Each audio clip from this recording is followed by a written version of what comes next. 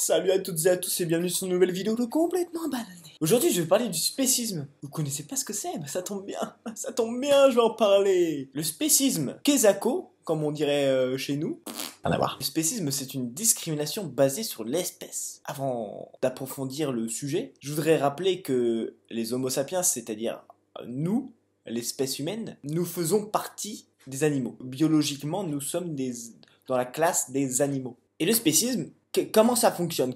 Comment se met en place le système de mécanisme? Et c'est très simple. L'espèce humaine a considère encore, hein, parce que la fin du spécisme est loin. Oula, on est loin. Les autres espèces animales inférieures à elle, et donc, elles nient leurs intérêts les plus fondamentaux. Et qu'est-ce que c'est les intérêts les plus fondamentaux des autres espèces animales?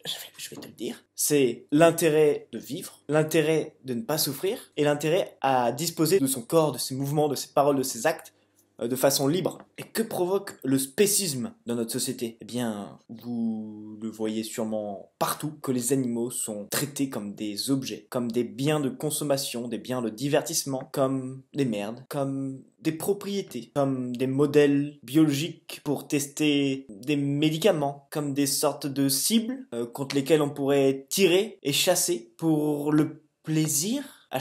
#psychopathe, nous tuons et exploitons des milliards d'animaux sentients chaque année. La sentience, qu'est-ce que c'est? C'est la capacité à ressentir la douleur, le plaisir et plein d'autres émotions complexes. Le spécisme s'exprime aussi à travers notre langage, via des expressions comme mettre la charrue avant les bœufs, le QI d'une huître, d'autres chats à fouetter, et il y en a encore des dizaines et des dizaines, ou encore en désignant les animaux comme des ingrédients, ou des aliments. Un petit exemple, certaines personnes disent encore du poisson, comme si le poisson était quelque chose, comme si c'était du sucre. Alors que non, le poisson n'est pas quelque chose, le poisson est quelqu'un ou quelqu'une. C'est un individu. Bref, vous l'aurez compris, le spécisme est vraiment intégré profondément dans notre société. Et il est temps d'élargir notre cercle de compassion et de respect à toutes les espèces. C'est pour cela que l'antispécisme et le véganisme sont les solutions. Elles visent à considérer les droits fondamentaux de chaque espèce, à vivre, à ne pas souffrir et à disposer de leur propre corps. Voilà, j'ai essayé de faire le plus concis et clair possible. Déjà, je vais mettre des vidéos et des liens dans la description pour approfondir le sujet, si vous voulez vous intéresser à ce que c'est le spécisme et déconstruire justement tout ce qu'on nous a inculqué depuis la naissance. N'hésitez pas à commenter cette vidéo, à mettre un pouce bleu pour que le spécisme recule dans notre société et que l'antispécisme grandisse. N'hésitez pas à partager cette vidéo aussi. En attendant, soyez fous, soyez vous, soyez vegan surtout, parce que c'est le plus important. Et puis on se voit à la prochaine. Allez, ciao!